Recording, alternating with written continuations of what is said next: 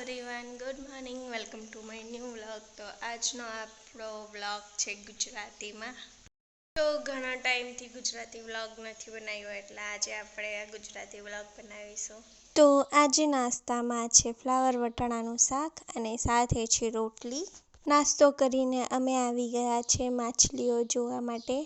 તો અમારા નાનકડા કૂવામાં ઘણી બધી કલરિંગ માછલીઓ છે.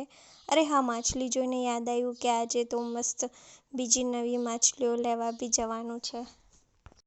ક્યાં જવાના? નહીં. તો દોસ્તો અમે તૈયાર થઈને નીકળ્યા છે.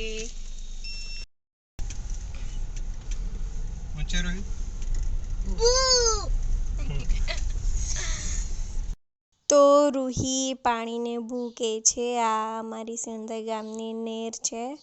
તો આજે ઘણા ટાઈમ પછી પાણી આવ્યું છે, એટલે રૂહી પાણીને જોઈને ભૂ એવું કહીને ખુશ થાય છે.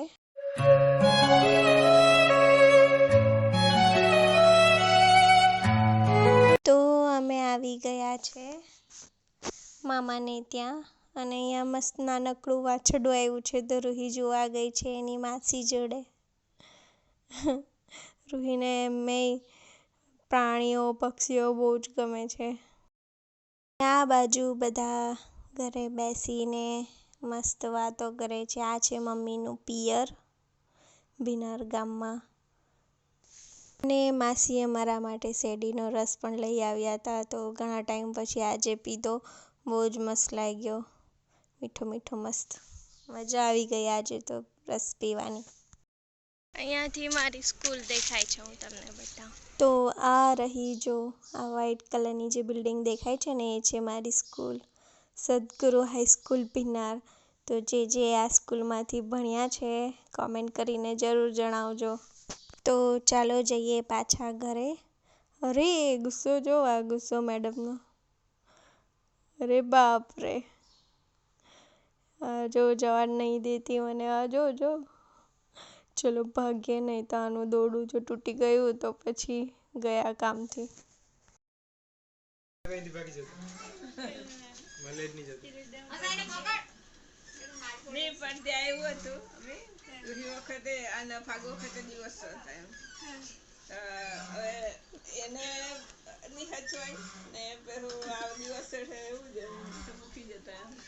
ભાઈ તને કઈ કેવું છે એ બાબતે? કહી દે દર વખતે કહી દે.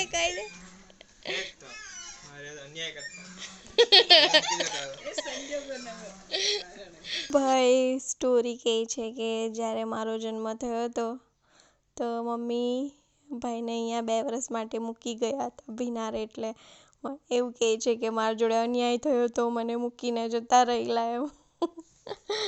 અને આ બાજુ આપણી પશુ પ્રેમી આવતી જ નથી. ઘરે જવાનું છે અને આ મેડમ આવતી જ નથી. ચાલ દીકરા, એક કામ કર, તું આને લઈ લે, સુરત લઈ જઈએ આપણે, એની જોડે રમ્યા કરજે, હા ને. કેરી લાગી ગઈ. જો ગાઈસ, નાની નાની કેરી આવી ગઈ છે. તો જલ્દીથી મોટી થઈ જાય પછી આપણે મસ્ત કાચી કેરીની ચટણી ખાઈશું. ઘણી બધી આવી છે અહીંયા, જો આખું ઝાડ ભરાઈ ગયું છે. અરે અહીંયા તો મોટી પણ છે. ઉભા રહો, મેં તમને નજીકથી બતાવું. આ જો એક મોટી પણ છે મસ્ત. તો બધાને મસ્ત મળીને અમે ચાલ્યા પાછા ઘરે, કેમ કે હજી તો વચ્ચે અમારે જવાનું છે માછલીઓ લેવા. એટલે બધાને બાય બાય કરીને નીકળ્યા. તો અમે આવી ગયા છે એક્વેરિયમ શોપમાં. તો અહીંયા ઘણી બધી કલરિંગ મસ્ત માછલીઓ છે. તો મસ્ત જોઈને લઈ જઈએ આજે તો. અરે બાપ રે, કેટલી મોટી માછલી છે આ તો. જો ગાઈઝ, સાપ જેવી લાગે છે. કેવી મોટી માછલી છે, અને એના આગળના 2 દાંતા તો ખતરનાક છે, જોરદાર.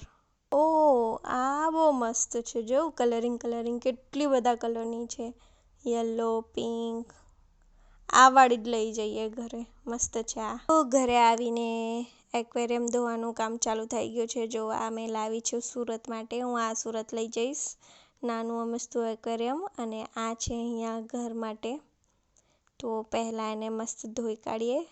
એમાં અમારી હેલ્પ કરે છે અમારી નાનકડી રૂહી મેડમ. તો જો કેવું મસ્ત રૂહી અમને એક્વેરિયમ ધોવામાં હેલ્પ કરે છે. અને રૂહી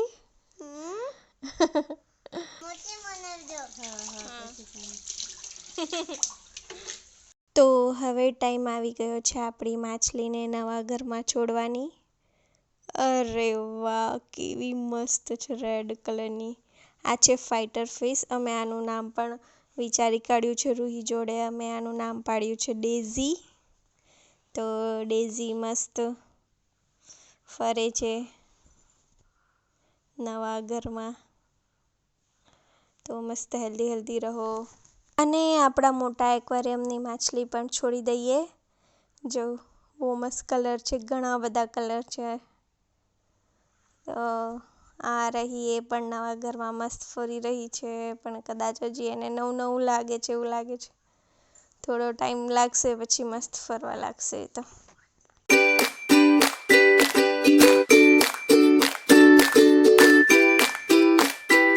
અને થોડી માછલી અમે કૂવા માટે પણ લાવ્યા હતા, વ્હાઈટ કલરની મોલી ફિશ.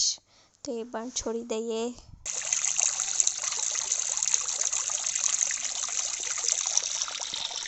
હવે ટાઈમ થઈ ગયો છે ડિનરનો. અને આજે અમે બનાવી રહ્યા છીએ મસાલા ઢોસા.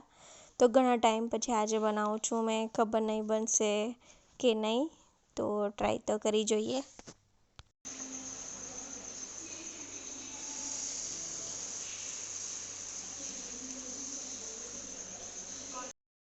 અરે વાહ, બને છે, શું વાત છે. પેપર ઢોસો તો થઈ ગયો. તો હવે ડુંગળી, ટામેટું, મસાલો, ઉપરથી બટાકા.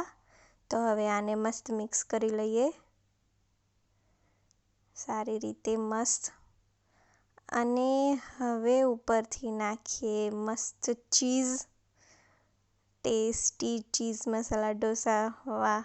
તો અમારો લાસ્ટ ઢોસો પણ બનીને રેડી થઈ ગયો છે.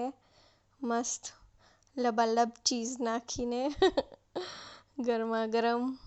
તો હવે કરી લઈએ ડિનર. તો ડિનર તો થઈ ગયું છે અને બધા મસ્ત બેઠા છે. તો ચાલો ફ્રેન્ડ્સ, અહીંયા મેં મારો વ્લોગ એન્ડ કરું છું. વિડીયો પસંદ આવ્યો હોય તો લાઈક કરજો, કોમેન્ટ કરજો. અને હજી પણ આપણી ચેનલને સબસ્ક્રાઈબ નહીં કર્યું હોય તો સબસ્ક્રાઈબ કરી દેજો. Okay guys, by.